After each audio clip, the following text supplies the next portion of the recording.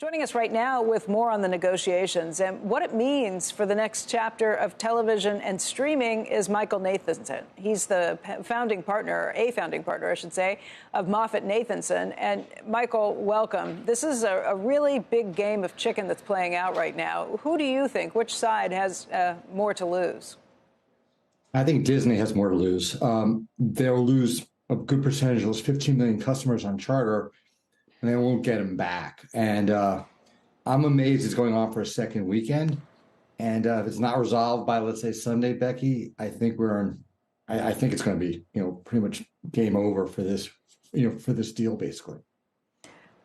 Will Charter be able to keep its customers, or do you think they'll lose them to places like YouTube or other distributors that they could pick up too? Okay, so ESPN gets about let's say a third of people who watch cable watch ESPN. So I think in the beginning you'll lose a good percentage of those ESPN viewers. Then the risk is longer term, people who are sports fans will start saying, well, why am I paying for Charter? I've lost ESPN, I've lost ABC. I think eventually what you've seen happen at other places like Dish, you'll just start losing more customers because people will feel that this company doesn't care about sports, and sports is the glue to the system. So I think it's a dangerous game that they're playing as well. The short term may not be as bad, but longer term, you really, I think, kill the brand and you make customers very angry about the content they want to watch.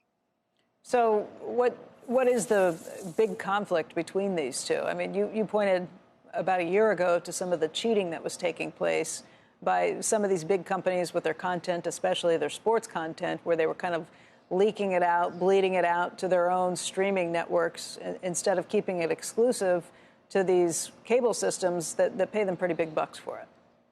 Yeah, Becky, that's the heart of it, is that Charter feels that I'm paying ESPN $12 a month. I don't want to see the content that I'm paying for exclusively wind up on ESPN's streaming service. And ESPN's been hinting for about a year now, we're going to put more content on streaming and possibly devalue their channel. It's a really difficult situation, right? The future is streaming, but our view has been that the bundle is the best place for sports fans. I'm a bundle user of YouTube TV. It works for me.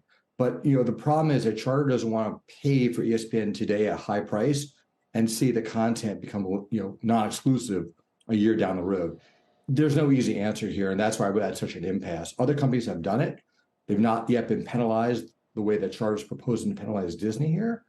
But we'll see. This is the beginning of a really difficult situation for the media industry. Part of this is we're at such an unknown time, but also Bob Iger has been pretty vocal about how so many things are on the table, and that has to have people at Charter thinking, wait a second, we don't know what's going to happen. Disney's not only asking for those high fees, they also want a long-term contract, and there's no guarantee that the world today is going to be the world at the end of that contract at the length that they want. Right. Many times, I've been saying this, when Bob appears on your network talking to David Faber, he's doing so much forecasting of the future that I think he's really created a lot of fear in the current situation.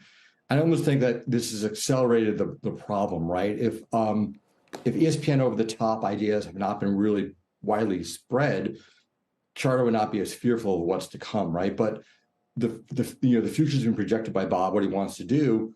As a partner to Disney, I think Charter's really worried about what's going to happen to their bundle and why should they pay up now for what's going to be a changed product 2 or 3 years from now.